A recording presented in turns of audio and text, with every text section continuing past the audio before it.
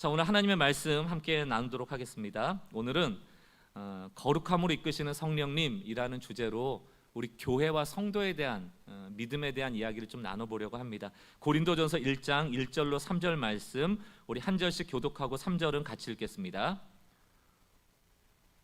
고린도전서 1장 1절로 3절 한 절씩 교독하고 3절은 같이 읽겠습니다. 제가 먼저 1절 읽겠습니다.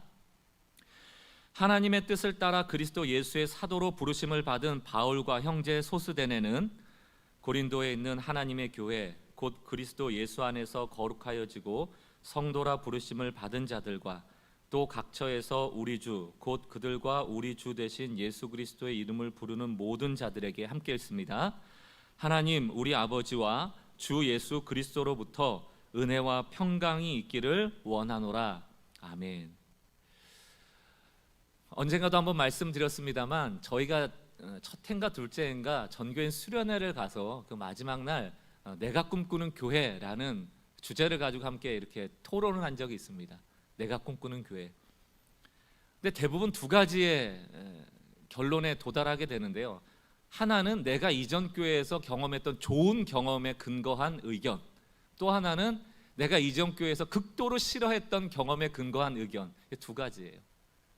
이전에 내가 좋았던 경험은 이쪽 교회에서도 경험하기 원하는 거고, 이전 교회에서 싫었던 경험은 여기선 경험하고 싶지 않은 겁니다.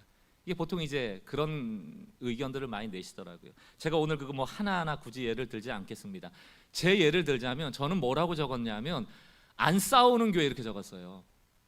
안 싸우는 교회. 왜냐하면 저도 신앙생활하면서 또 목회하면서 너무 많이 싸우는데 그 싸움이라는 게 너무 비본질적인 일이고 소모적인 일이라는 것이죠. 피아노 한 대를 왼쪽에서 오른쪽 옮기는 것 때문에 교회가 분열됐다. 이것이 단지 농담으로 넘길 수 있는 사안이 아니더라는 겁니다. 실제로 충분히 일어날 수 있다는 것이죠. 그러므로 우리는 근데 우리 교회가 뭐 안 싸우는 교회가 된다고 건강한 교회가 되는 건 아니잖아요. 또 이상적인 교회라고 의견을 낸 대로만 된다고 좋은 교회가 되는 게 아닙니다. 한국 교회가 민주적 교회를 위해서 참 애를 썼지만 민주적 교회 운동을 한다고 해서 건강해지는 게 아니더라고요. 결국 내가 꿈꾸는 교회가 중요한 게 아니고 하나님이 꿈꾸는 교회가 중요한 것이고요. 이 교회는 하나님의 아이디어고 하나님이 고안해내신 것이기 때문에 하나님 뜻에 맞는 교회가 되도록 하는 것이 가장 중요한 것입니다. 나는 좀 힘들어도, 나는 불편해도, 나는 희생해도, 나는 고생해도 성경적 교회, 하나님이 꿈꾸시는 교회가 된다면 그것을 추구하는 것이 맞다라는 것입니다. 교회는 신약시대만 있었던 것이 아닙니다. 구약의 출애굽 이후에 광야에서 하나님의 인도함을 받았던 그 40년을 사도행전에서는 광야교회라고 해석하고 있거든요. 사도행전 7장 37절 38절입니다. 이스라엘 자손에 대하여 하나님이 너희 형제 가운데서 나와 같은 선지자를 세우리라 하던 자가 곧 이 모세라. 시내산에서 말하던 그 천사와 우리 조상들과 함께 광야교회에 있었고 또 살아있는 말씀을 받아 우리에게 주던 자가 이 사람이라. 출애굽하는 동안 하나님이 모세를 통해서 계속 말씀하셨고 인도하셨잖아요. 그게 교회였다는 것입니다. 여러분, 그런데 광야라는 것이 공간이 있어요? 건물이 있어요? 없어요. 이런 맥락으로 보면 구약 시대부터 시작됐던 교회는 건물이 아니고 하나님의 인도함을 받고 있는가, 하나님의 말씀이 있는가, 하나님의 통치가 있는가가 그 교회의 교회됨의 중요한 근거였다라는 것입니다. 교회는 건물이 아니에요. 광야에서 계속 움직이고 텐트를 쳤다가 거두고 이동했던 그런 특정 장소에 구애받지 않았던 것도 바로 교회였다는 것을 기억해야 합니다. 하나님의 임재가 있는 것만으로 충분한 것이 교회라는 것이죠. 미국의 아주 유명하고 베스트셀러 작가였던 목사님이 한 분 계십니다. 프랜시스 첸이라는 목사님인데요. 이 첸 목사님이 미국에서 30명으로 처음에 그 개척을 시작했는데요.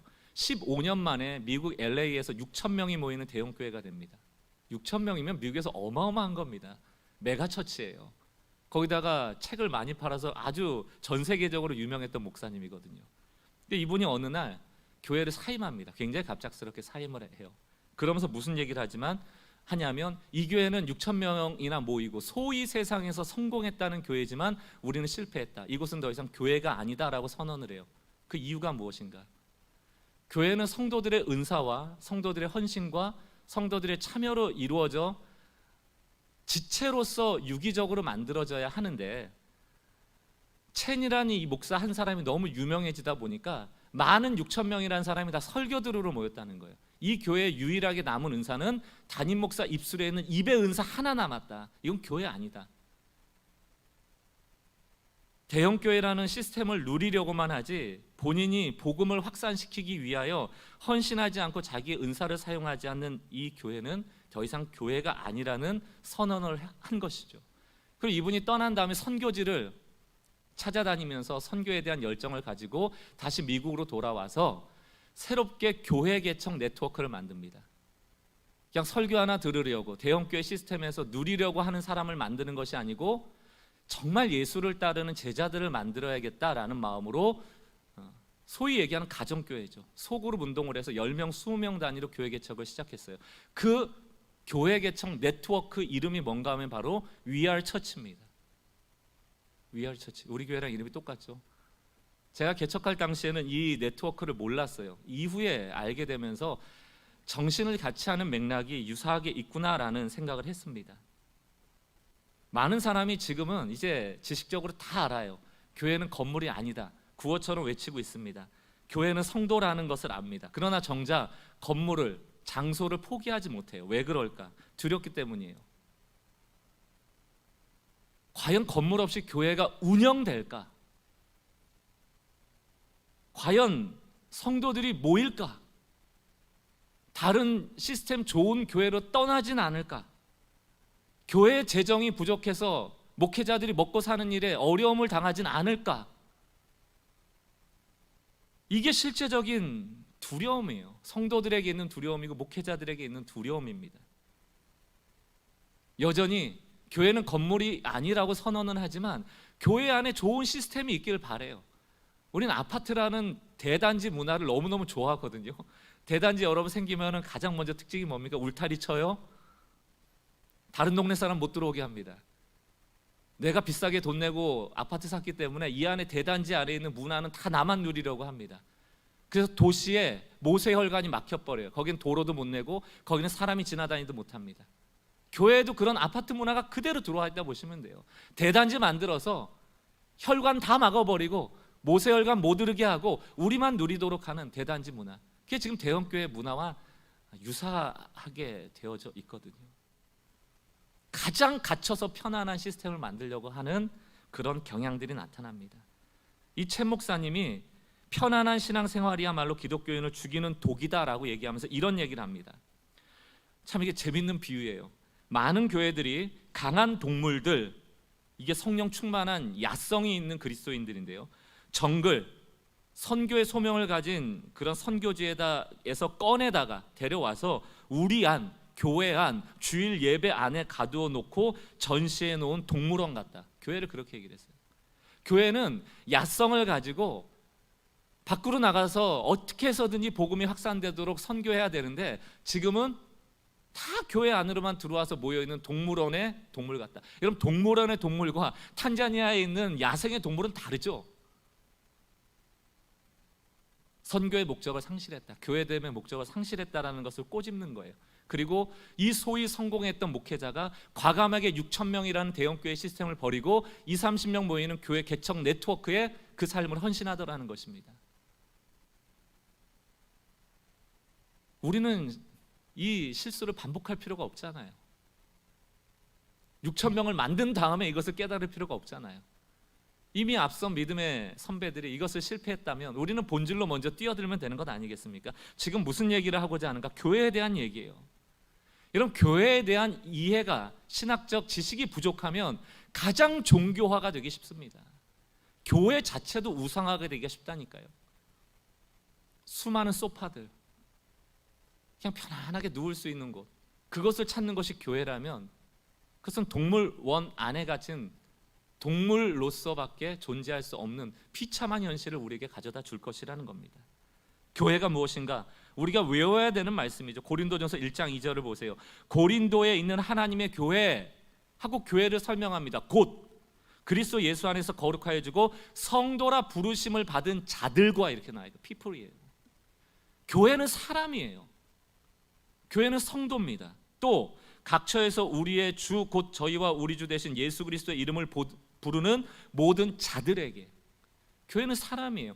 여러분 한 사람 한 사람이 교회이고 그 교회된 사람들이 모이는 공동체가 교회입니다. 고린도전서 16장 19절 말씀 볼까요? 아시아의 교회들이 이렇게 돼 있죠. 여기서 여러분 갈라디아 교회, 고린도 교회, 에베소 교회 많은 교회로 사도 바울이 편지를 보냈지만 그거는 우리는 교회 무슨 교회 우리나라처럼 개교의 이름 하나를 꼭 집어 얘기한 게 아니에요. 그 지역에 있는 모든 교회에게 이런 의미입니다. 아시아에 있는 모든 교회들이 너희에게 문안하고 아굴라와 브리스가와 및 그 집에 있는 교회에게 이렇게 표현하죠. 신약 성경에는요, 교회를 특정 교회 이름을 얘기하기보다 사람 이름이 엄청나게 많이 나옵니다. 사람이 교회고 그 가정이 교회예요. 아시아에 있는 교회들에서 활동했던 브리스가, 암비아, 눈바 이런 여성 지도자들이 이름으로 나오고요. 콘스탄티누스 대제가 313년 기독교를 공인하기 이전까지는요, 대부분 가정에서 모였던 교회입니다. 사람을 중심으로 모였던 교회가 교회였어요. 마리아의 집에서 모였던 곳이 예루살렘 교회가 되었고요. 루디아의 집이 빌립보 교회가 되었고요. 브리스가와 아굴라의 집이 로마 교회가 됐고, 빌레몬의 집이 골로새 교회가 되었어요. 다 이름입니다. 우리는 건물부터 지어놓고 사람이 모여요. 그러나 초대교회는 사람부터 모이고 교회가 됐거든요. 다릅니다. 고린도전서 3장 16절, 너희가 하나님의 성전인 것과 하나님의 성령이 너희 안에 거하시는 것을 알지 못하느뇨? 내가 성전이다. 고린도전서 6장 19절, 너희 몸은 너희가 하나님께로부터 받은 바 너희 가운데 계신 성령의 전인 줄을 알지 못하느냐? 너희는 너희 것이 아니라. 이런 말씀이 성경 안에 너무너무 많이 나옵니다. 사랑하는 성도 여러분, 교회를 다니는 것도 중요한데요, 내가 교회가 되는 게 중요한데요, 좀 이렇게 적용을 해보셨으면 좋겠어요. 내 이름이, 우리 가정의 이름이 교회가 되게 하십시오. 브리스길라와 아굴라처럼, 마리아의 집처럼, 빌레몬의 집처럼, 루디아의 집처럼 여러분의 집이 여러분의 교회가 되도록, 여러분의 이름이 여러분의 교회가 되도록 그렇게 한번 살아갔으면 어떨까 하는 생각이 들어요. 여러분들에게 무슨 목사 되고 그런 예배 드리고 이런 걸 얘기 드리는 게 아니에요. 복음이 전해지고, 복음이 그 가정 안에서 말해지고, 기도가 있고 말씀이 있는 그런 곳 말입니다. 복음의 대화가 끊어지지 않는 곳. 요즘 제가 요 근래 목회자들하고 제주도 다녀왔습니다. 제주도에 우리 성도님이 계셔가지고 참 이상해요. 예전 같았으면요, 우리 교회에서 제주도로 가신 분이면 우리 교회 교인이 아니에요. 그 지역 교회 가시면 되죠. 그 지역 교회 등록해서 잘 다니시면 되죠. 왜 제주도까지 가셔가지고 여전히 우리는 교회라고 하면서 우리 교육자도 꼭 한번 왔으면 좋겠다고 초대하시냐고요. 무슨 얘기인지 아시겠어요? 이분들의 마음에는요, 제주도에 있는 A라는 교회를 다니던 성남에 있는 B 교회를 가든 그게 중요한 게 아니에요. 어떤 건물에 등록해 있는가 중요한 게 아니고, 이분들 스스로가 제주도에 그 두 분의 이름을 걸고 교회 되기를 원하는 거예요. 와서 축복해 달라는 거예요. 그 집을 축복해 달라는 거예요. 그 집이 교회 되게 해달라는 거예요. 안 갈 수가 있습니까? 우리 교인이기 때문에 관리하러 간 게 아니에요. 그분들 신방하러 간 게 아니에요. 그분들 우리 교회 떠나지 못하게 하려고 간 게 아니에요. 그분들 축복하러 간 거예요. 그 집을 통하여 하나님, 이런 건물이 아닌 무형의 교회 되게 하옵소서. 그곳에 쉼이 있게 하여 주옵소서. 그곳을 찾는 자마다 복이 있게 하여 주옵소서. 우리가 요즘 어떤 특정 교회, 건물 있는 교회들을 지칭하면서 비판할 거 하나도 없습니다. 그런 거 하지 마세요. 이제 저도 안 하려고 합니다. 내가 성전으로 성령에 이끌리고 있는가만 점검하시면 돼요. 내 눈에 봤을 때 이 교회 저 교회 엉망인 것 같지만 하나님의 교회입니다. 하나님이 이끌고 계세요. 내가 가타부타 비판하다 보면 저만 죄 짓는 거예요. 여러분, 관심을 어디다 두셔야 돼요? 내 이름이 교회 되게 해라. 우리 가정이 교회 되게 해라. 오늘 왜 자꾸 이런 교회에 대한 이야기를 하는가? 저희가 사도신경을 쭉 고백하고 있는데 앞에 이제 세 가지 고백을 했잖아요. 삼위일체에 대한 신앙 고백 다시 한번 볼게요. 첫 번째가 뭐였습니까? 전능하사 천지를 만드신 하나님 아버지를 나는 믿습니다. 두 번째가 뭐였습니까? 그 외아들 우리 주 예수 그리스도임을 내가 믿습니다. 지난주에 뭘 고백했습니까? 나는 성령님이 하나님이신 것을 믿습니다. 고백했잖아요. 근데 이제 사도신경 네 번째 파트로 오면 주제가 바뀌어요. 삼위일체라는 믿음의 대상을 향한 고백이 아니고 이제 우리를 향한 고백으로 바뀝니다. 우리 교회, 또 우리 성도를 믿는다라는 참 특이한 고백이 나와. 이렇게 돼 있죠. 거룩한 공회와 성도가 서로 교통하는 것을 믿습니다. 제가 어릴 때는요, 이걸 어떻게 이해했냐면 거룩한 공회, 교회하고 성도하고 서로 교통한다, 이렇게 주어를 생각했어요. 거룩한 공회와 성도가 서로 교통하는 것, 이렇게 생각을 했거든요. 그게 아니고 이게 두 가지의 고백입니다. 나는 거룩한 공회를 믿습니다. 이게 하나고요. 또 하나가 나는 성도 간에 서로 교통하는 것을 믿습니다. 이렇게 두 가지로 나눠지는 거예요. 먼저 저희가 이제 거룩한 공회를 믿는다는 얘기부터 할 건데, 제가 앞서 이렇게 교회론에 대한 얘기를 좀 압축해서 여러분들에게 설명드린 이유가 바로 사도신경에 있는 거룩한 공회, 이 공회가 교회인데 여러분들이 건물교회 생각할까 봐 미리 교회가 건물이 아니다라는 걸 이야기를 드린 거예요. 이 사도신경을 고백할 때에도 여러분의 머리에는 뭐가 있어야 됩니까? 그리스도를 주로 고백하는 자들, 성도들, 그리고 성도들의 모임이라는 것을 먼저 생각하셔야 돼요. 그 모임을 위해서 건물이 필요하다면 건물이 부차적으로 있는 것이죠. 그 건물이 먼저 있을 필요는 없다. 사람이 먼저다. 그런 의미에서 여러분들이 교회를 오해하지 않고 오늘 사도신경을 같이 살펴봤으면 좋겠습니다. 첫 번째, 거룩한 공회를 믿습니다. 이 뜻도 두 가지예요. 거룩한이라는 단어는 이제 여러분 익숙한 단어죠. 거룩한, 공회가 뭐냐? 이 공회를 다시 분리해서 설명하면 보편적인 교회를 믿습니다, 이 뜻이에요. 그러니까 거룩한 공회를 믿는다는 것은 나는 교회가 거룩하고 보편적이라는 것을 믿습니다, 이런 뜻이에요. 나는 교회가 거룩하고 보편적인 교회임을 믿습니다. 이게 굉장히 중요한 고백입니다. 교회가 거룩하고 보편적이다. 예전에도 이단이 많았어요. 이단이 많아서 과연 참된 교회는 어떤 교회가 참된 교회냐, 이런 것들에 대한 신학적 논의가 굉장히 많았습니다. 참된 교회에 대한 표지, 그 증거를 주후 325년 니케아 공회라는 곳에서 이렇게 결정을 합니다. 우리는 하나의 거룩하고 보편적이며 사도적인 교회를 믿습니다. 이 고백을 하는 교회가 참된 교회라고 결정을 해요. 우리는 하나의 거룩하고 보편적이며 사도적인 교회를 믿습니다. 이 니케아 공회에서 결정된 이 고백이 종교 개혁을 거쳐서 개혁주의 신앙, 우리 신앙 공동체에게도 지금까지도 동일한 참된 교회의 지표로 사용되고 있어요. 교회는 하나다. 그리고 거룩하다, 보편적이다, 사도들의 가르침을 그대로 계승한다. 이 네 가지. 근데 오늘 사도신경에서는 이 네 가지 중에서 두 가지를 말하고 있는 거예요. 하나는 거룩성, 하나는 보편성. 오늘 이 두 가지를 좀 정확히 이해했으면 좋겠다. 첫 번째, 우리가 믿는 교회는 거룩하다라는 거예요. 거룩하다. 여러분, 거룩이라는 뜻이 뭡니까? 좀 외우셨으면 좋겠어요. 이게 자주 여러분들 스스로도 질문하잖아요. 거룩. 굉장히 많이 나오는 단어인데, 사실 거룩이라는 단어는 인간에게 쓸 수 있는 단어는 아니에요. 하나님에게만 쓸 수 있는 단어다. 왜냐하면 이 거룩이라는 의미가 구별되다, 이런 뜻이고요, 차이가 나다, 이런 뜻이고요, 좀 현대적으로 바꿔보면 클래스가 다르다, 이 뜻이에요. 그러니까 하나님하고 우리가 완전히 다른 존재라는 것을 표현할 때 하나님 거룩하다라고 우리가 표현하는 겁니다. 우리가 상상할 수 없는 존재, 우리가 도달할 수 없는 존재라는 의미죠.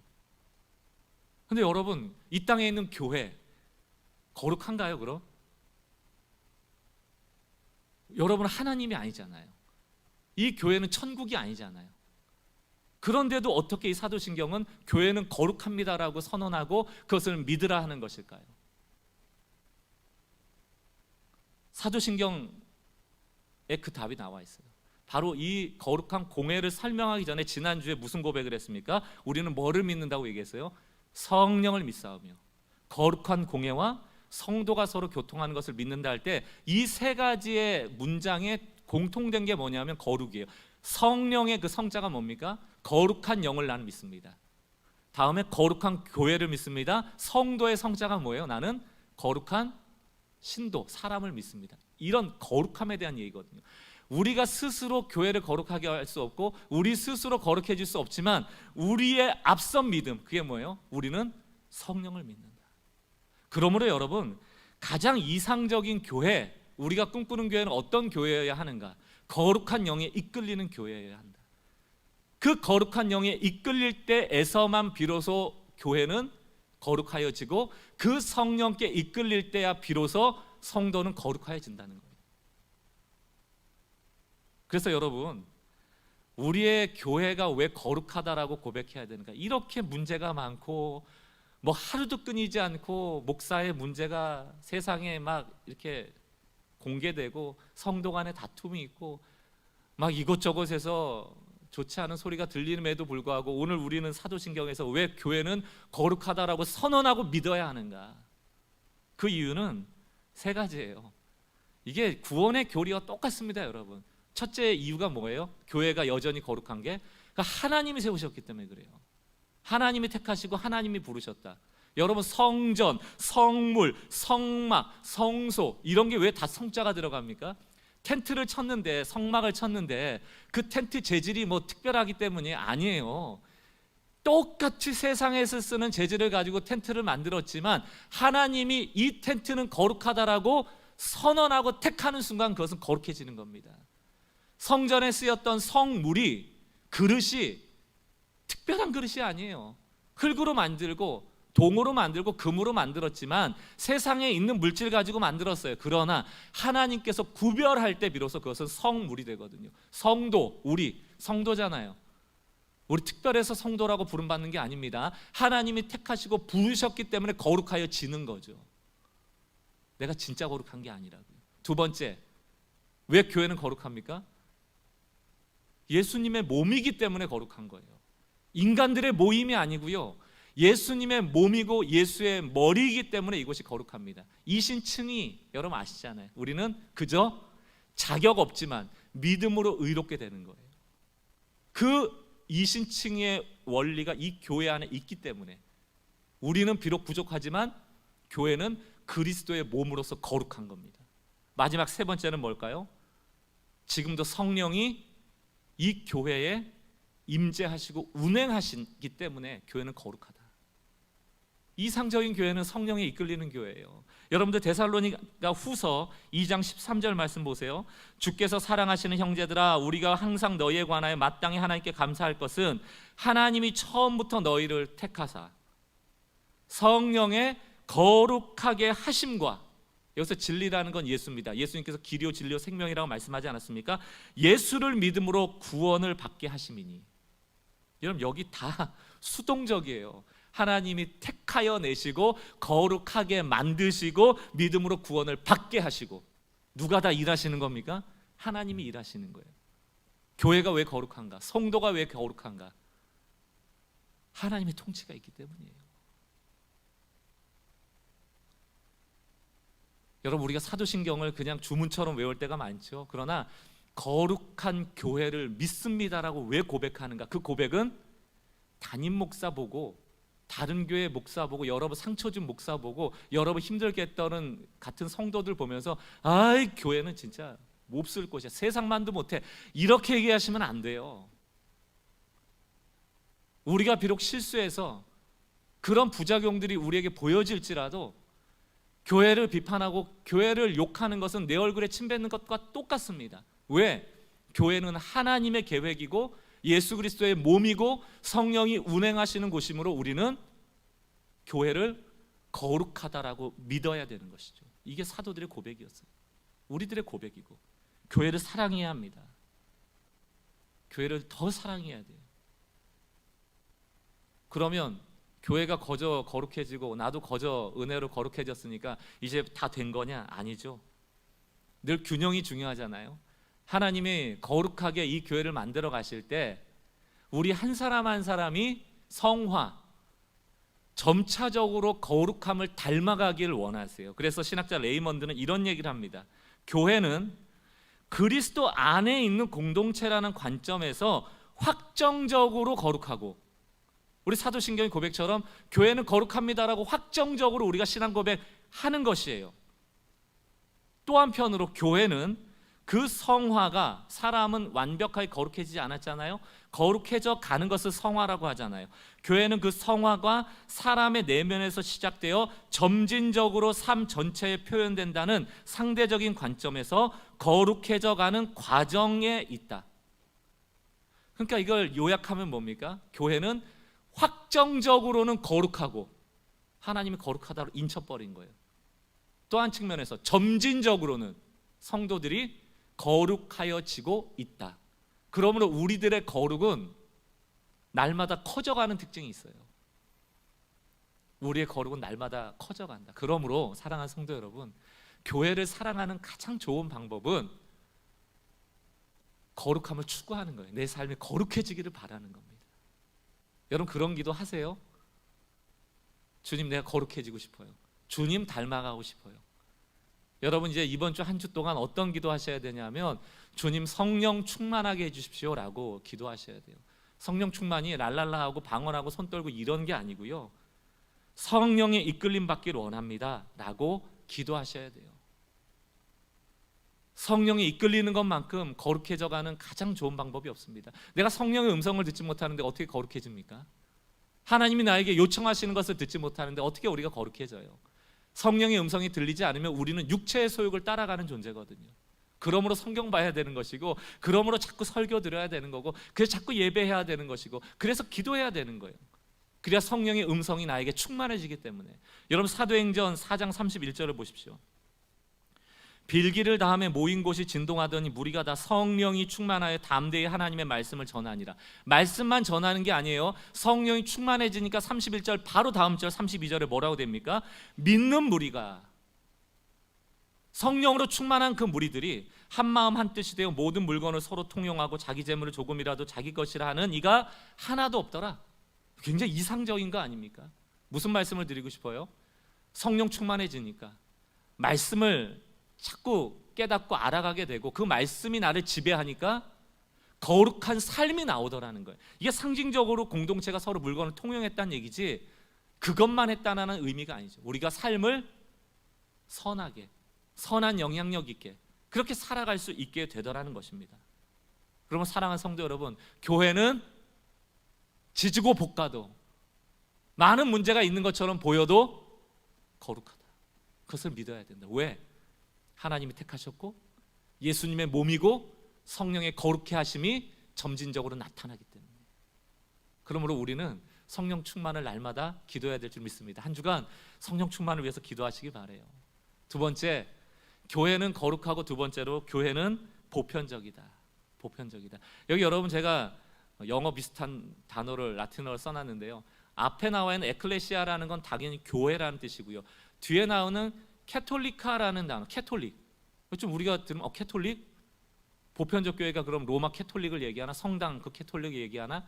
그 뜻이 아니에요. 로마 캐톨릭을 뜻하는 게 아니고, 여기서 캐톨릭이라는 것은 영어 단어로 치면 유니버스입니다. 우주적이라는 거예요. 교회가 우주적이라는 거예요. 보편적이라는 뜻이 바로 우주적이라는 뜻입니다. 이것을 여러분 이해하기 위해서는 교회가 두 가지 교회가 있다는 걸 기억하셔야 돼요. 하나는 우리가 물리적인 공간의 한계가 있기 때문에 지역교회가 있어요. 여러분 생각해 보세요. 우리가 지금 여기 성남이라는 곳에 을지대 안에 예배를 드리고 있는데, 우리 제주도에 있는 그 성도님이 오늘 예배 혹은 뭐 여기 참여하기가 쉽습니까? 어렵잖아요. 제주도에도 그래서 지역교회가 있는 거예요. 어디 미국 LA에 우리 이 교회에 참여할 수 있어요? 못 참여하잖아요. 지역적이고 물리적인 의미에서 지역교회들이 있어요. 어떤 대형교회라고 해서 몇만 명 모이는 교회라고 해서 전 세계를 품을 수가 없습니다. 그러니까 지역교회가 이 땅의 한계를 가지고 다 있어요. 그러나 지역교회만 교회가 아니고 또 하나의 교회, 우주적 교회, 보편적 교회가 있는데, 그 교회는 무슨 교회냐? 우주만한 교회 건물을 지을 수 있어요? 못 짓잖아요. 그런 의미가 아니고 예수를 그리스도로 믿는 모든 성도들을 보편적 교회라고 부르는 거예요. 우주적 교회, 모든 성도들.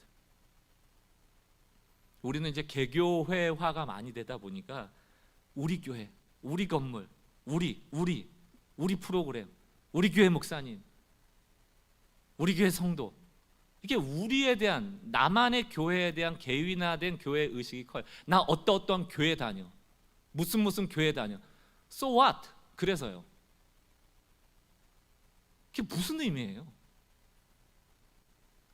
그거는 지역교회라는 한쪽 측면의 편협한 교회론만을 갖고 있는 거예요. 진짜 사도신경에서 얘기하는 교회는 우주적 교회다. 교회 건물의 벽을 뛰어넘는 모든 그리스도를 믿는 성도들이 바로 우주적 교회라는 것입니다. 여기서 유의해야 될 거는 이제 다원주의나 종교 통합주의 이런 거는 굉장히 조심해야 돼요. 참된 교회의 표지가 없는 곳과 통합해서 우리 우주적 교회를 만들자 이런 운동들이 있는데 그것은 굉장히 이단적인 생각일 때가 많습니다. 그런 것들을 경계해야 하지만 적어도 한국 교회에 있는 건강하다 하는 교단이나 교파에 대해서는 좀 더 열린 마음이 필요하다. 왜냐하면 이 땅을 살아가는 동안 제도는 완벽하지 않아요. 시스템이 완벽하지 않기 때문에 어떤 교단에서 좋다 하는 시스템이나 제도가 부작용을 갖고 있어요. 그 부작용을 보완하기 위해서 또 다른 교파나 교단이 나타날 수 있다. 그러나 교단과 교파가 제도에 의해서 나눠졌다 할지라도, 그래서 지역교회가 된다 할지라도 그 안에 참된 교회의 표지가 있고 예수를 교회의 몸으로 여긴다면 그것은 우주적 교회로서 하나라는 것입니다. 그러므로 왜 교회를 보편적 교회라고 우리가 신앙 고백해야 되는가? 교회를 보는 눈이 넓어지셔야 돼요. 편협해지면 안 됩니다. 이 보편적 교회 너무너무 중요한데요, 잘 생각해 보면 교회는 보편적일 수밖에 없어요. 이 보편적이라는 뜻에는 두 가지로 또 좀 나눠볼 수 있는데, 당연히 구원이 보편적이기 때문에 교회는 보편적이어야 되는 겁니다. 구원의 보편성. 그럼 누가 구원받습니까? 공부 많이 한 사람이 구원받아요? 좋은 대학 나온 사람이 구원받습니까? 백인만 구원받아요? 돈 많아야지 구원받습니까? 아니에요. 구원은 누구에게나 열려있다. 누구에게나 열려있다. 인종이나 성별이나 신분이나 학력이나 경제력, 그런 차이를 넘어서는 공동체가 바로 교회 공동체. 모두가 죄인이라는 공통점을 극복한 성도들의 모임, 그게 교회예요. 갈라디아서 3장 28절 뭐라고 되어 있습니까? 너희는 유대인이나 헬라인이나 종이나 자유인이나 남자나 여자나 다 그리스도 예수 안에서 하나다. 차별이 없어요. 그러므로 구원은 보편적이고, 그러므로 교회는 보편적이다. 당연히 우리가 이렇게 교제할 때요, 나랑 친하고 말이 잘 통하고 뭐 그러면 훨씬 더 편하죠. 자꾸 근데 그런 교제가 강화되면 강화될수록 교회는 보편적이지 않고 엘리트주의를 자꾸 빠지는 겁니다. 능력주의로 빠지고 어떤 색깔 있는 사람들만 모이는 그런 단일화된 집단주의가 교회 안에 들어오게 되는 거예요. 그것은 바른 교회의 모습이 아닙니다. 모든 그리스도인들이 우주적 교회라는 것을 보지 못하는 편협함에서 나오는 것이고, 구원의 보편성을 자꾸 까먹기 때문에 나오는 결과들이에요. 사랑하는 성도 여러분, 구원이 보편적이듯이 교회는 보편적이다. 두 번째로 교회가 보편적이라고 믿는 그 믿음에는 어떤 내용이 들어있는가 하면, 그리스도의 몸으로서의 편만함이라는 것 알죠? 이건 이제 어디에 있든지 교회라는 거예요. 그리스도의 몸이라면 우리는 교회만 교회가 아니라는 거예요. 이곳에 모여야만 교회가 아니라는 거예요. 어디에 있든지 그리스도는 편만하게 펼쳐져 있다.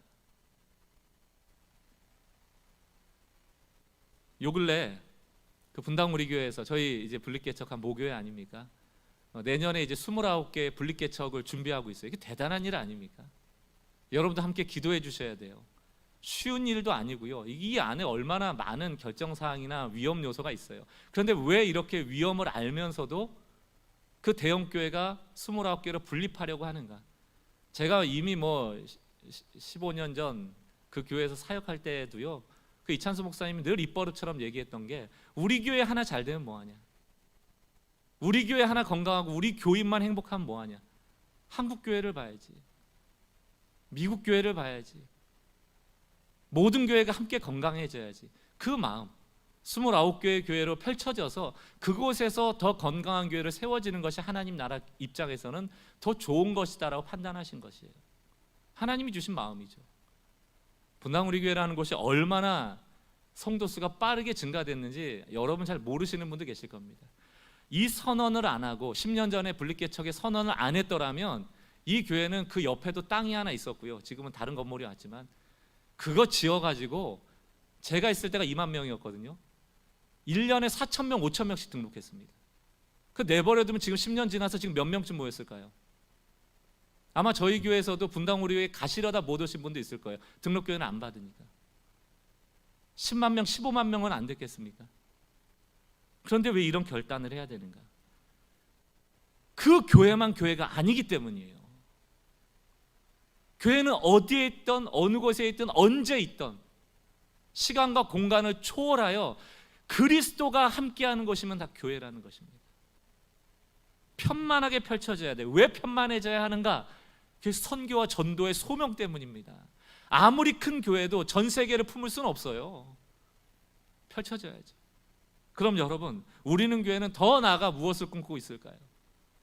29개의 교회를 뛰어넘어서 여러분 한 분 한 분이 교회가 되는 거예요. 여러분 한 분 한 분이 펼쳐지는 겁니다. 편만하게 펼쳐지는 거예요. 그 여러분들에게 다 그리스도의 몸이잖아요. 여러분 성령의 성전이잖아요. 여러분이 곧 교회가 되시는 것만큼 편만한 교회를 만드는 방법은 없어요. 우리는 거룩한 공회를 믿습니다. 무슨 뜻이에요? 우리는 교회가 하나님으로 말미암아 거룩하며 보편적임을 믿습니다. 왜? 구원의 보편성, 그리고 전도와 소명의 확장성 때문에 교회는 보편적이어야 돼요. 그래서 여러분, 어쨌든 좁은 신학적 편협함을 갖고 있는 교회들은 이단이 될 수밖에 없어요.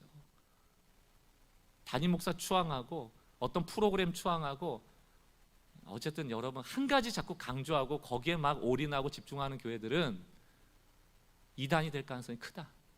교회는 편만해요. 누구에게나 열려 있단 말이죠. 큰 교회가 우월한 예수가 있기 때문에 커지는 게 아니에요. 작은 교회라고 해서 열등한 예수가 있는 게 아닙니다. 큰 교회라고 해서 엄청나게 우등한 성령의 역사가 있는 게 아니고, 작은 교회라고 해서 열등한 성령의 역사가 있는 게 아니란 얘기예요. 규모와 상관없이 어디에 있던 동일한 하나님 아버지, 동일한 구원자 예수 그리스도, 동일한 거룩한 성령이 운행하신 교회라면 교회는 거룩하고 교회는 지극히 보편적이다. 그렇다면 여러분, 마지막 사도신경에서 거룩한 공회와 성도가 서로 교통한다는 이 성도의 교통은 뭘까요?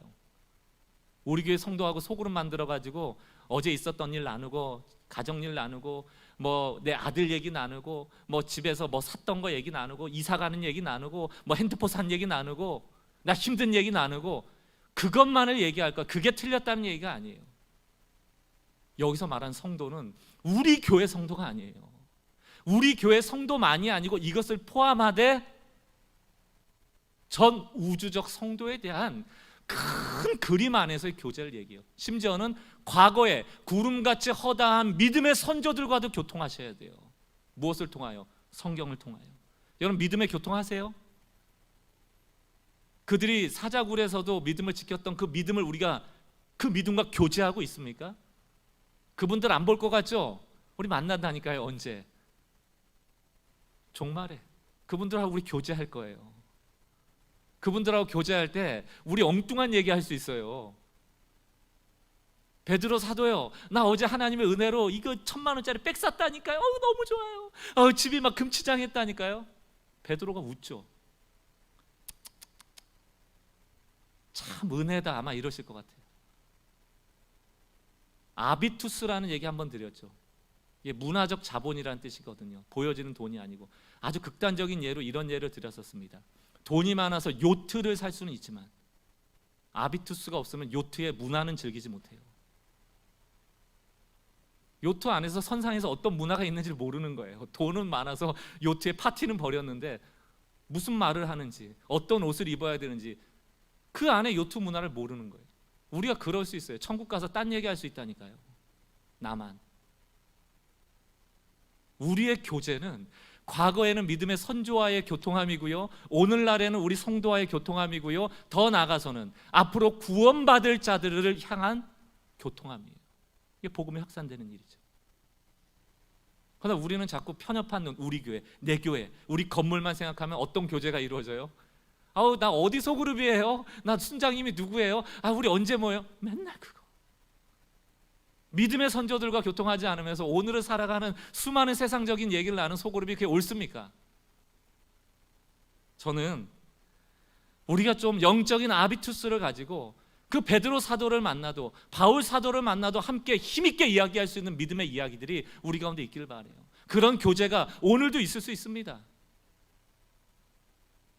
과거와 현재와 미래의 성도들을 향한 교통함, 그 모든 시대를 관통하는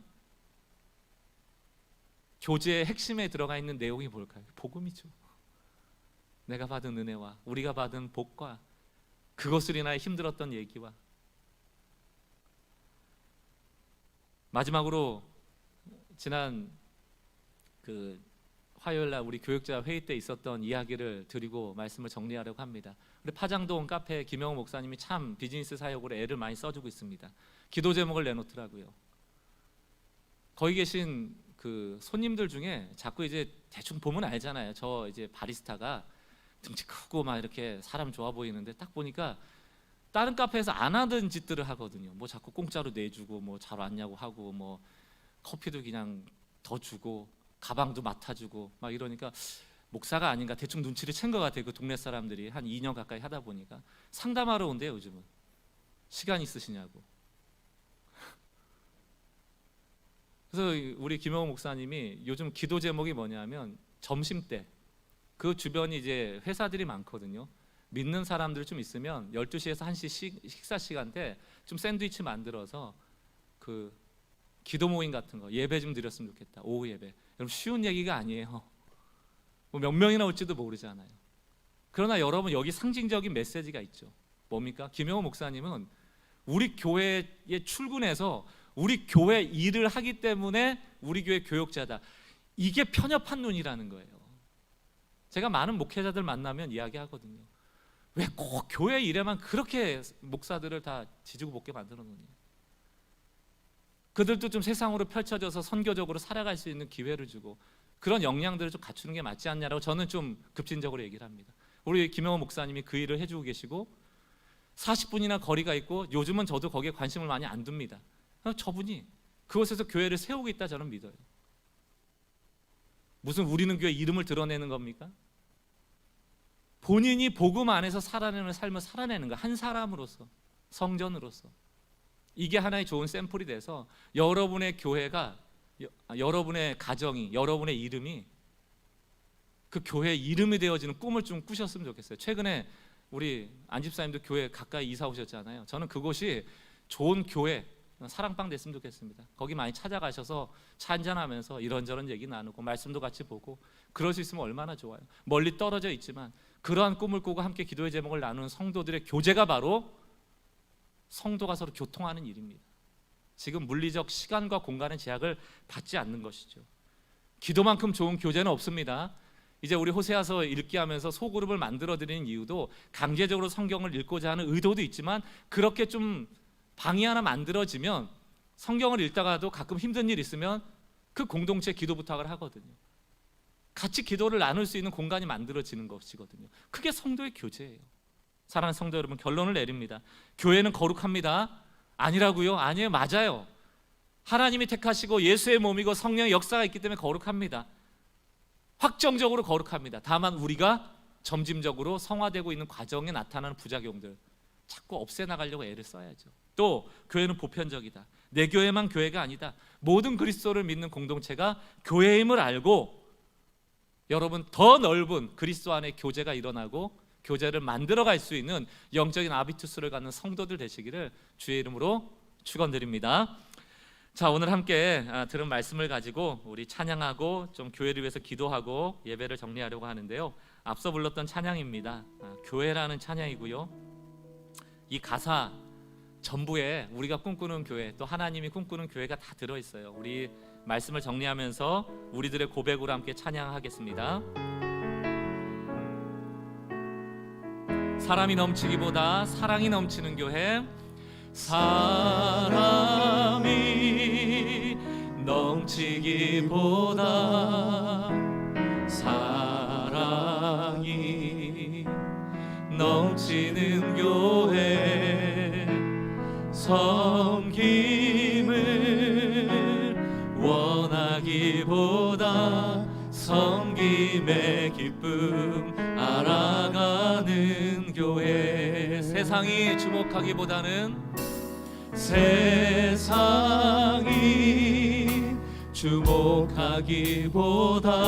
주님이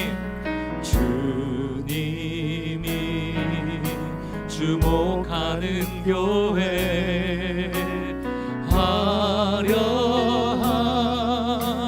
겉모습보다 중심이 주를 향한 교회. 주님이 주인 되십니다.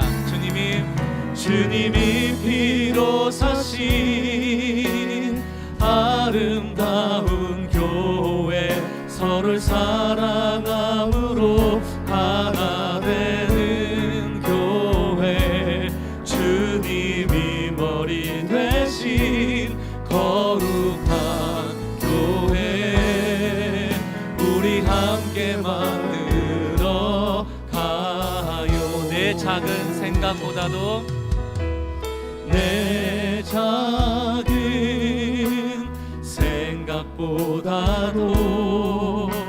하나 됨에 소중함하는 교회. 세상에 알려지기보다 서로가 서로를 깊이 아는 교회. 주님이 피로 사신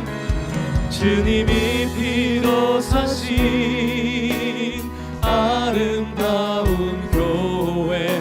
서로를 사랑함으로 하나 되는 교회.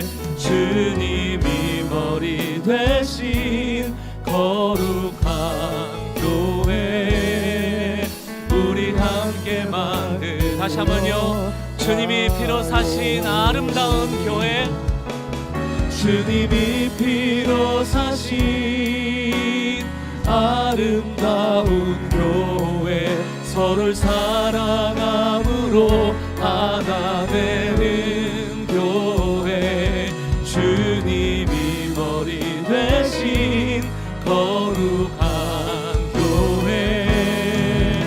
우리 함께만 이렇게 찬양합니다. 모든 시선을 주님께만 드리고, 모든 시선을 주님께 드리고, 살아계신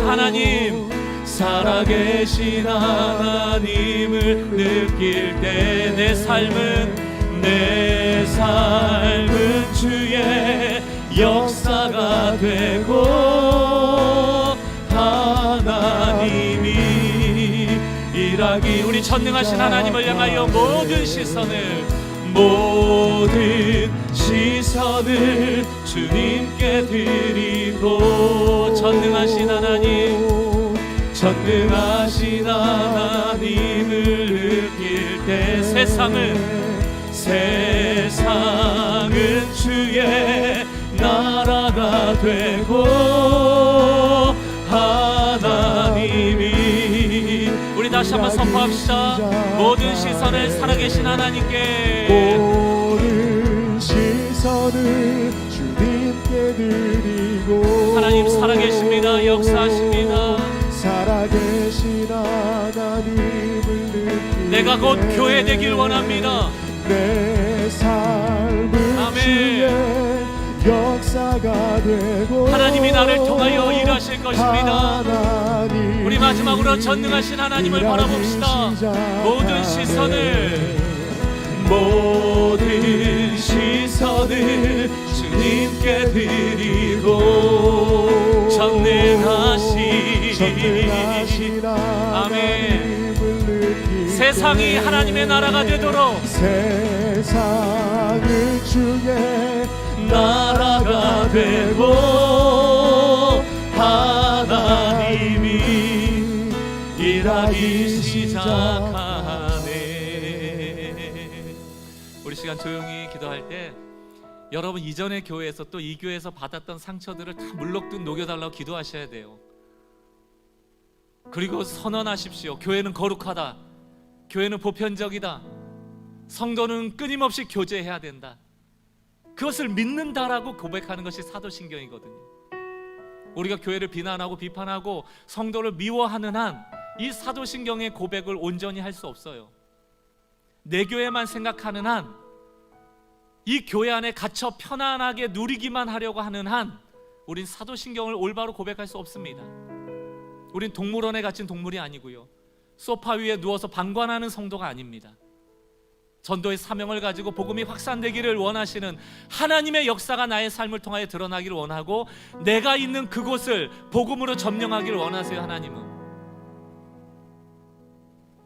여러분이 교회가 되시고 여러분의 부부의 이름이 교회의 이름이 되시길 바라요.